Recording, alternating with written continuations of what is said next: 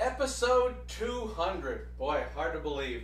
Now, I could have done something grandiose, complex, but I decided to go the exact opposite way in celebration and do something understated, which is dinner on a sheet pan.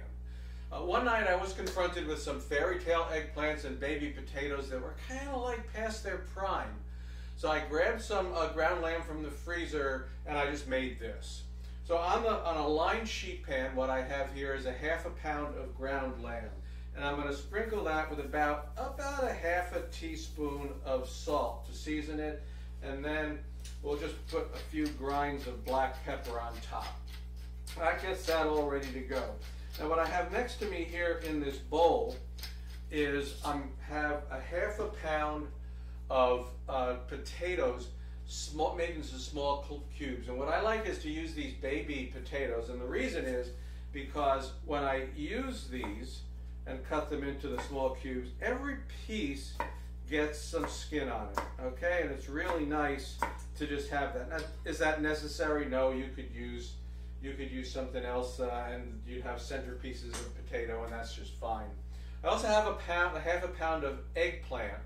As I said, I had discovered some fairy eggplants. I use those, and I've decided really that I prefer that or perhaps an Asian. And what I bought this time is they didn't have any fairy tale eggplants, so I got an Asian eggplant, which are also small, and it's for the same reason. When I cut them up and I make them into the tiny cubes, every piece gets a little bit of skin.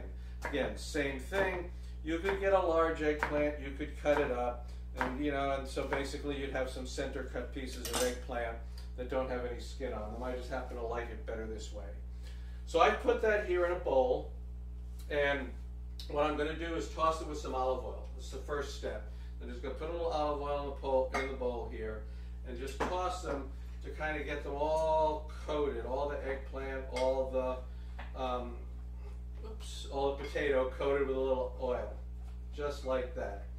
Okay, and now I'm going to add the seasonings that I decided on. This is a tablespoon of Ras Al Hanout.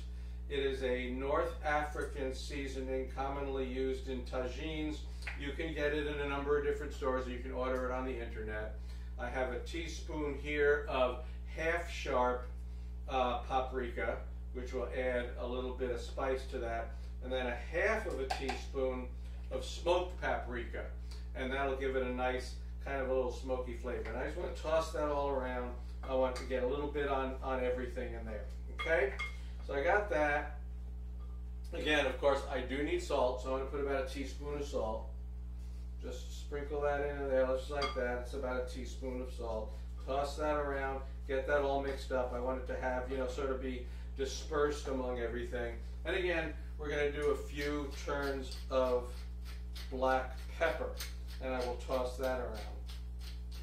Now you see that I've already got the lamb on the pan, and there's a reason for that, because actually I'm going to put all this stuff that I just did, I'm going to put it on top of the lamb. And what this does actually is it protects the lamb during the cooking period, because in fact the lamb will cook pretty quickly. If I don't do something like this and put the veggies on top, then what's going to happen is the lamb going to overcook. It could get a little bit crispy, crunchy, and in this way, by putting the veg on top, it's going to keep the lamb moist, and also it's going to season the lamb. So this is going to go into a 400-degree oven.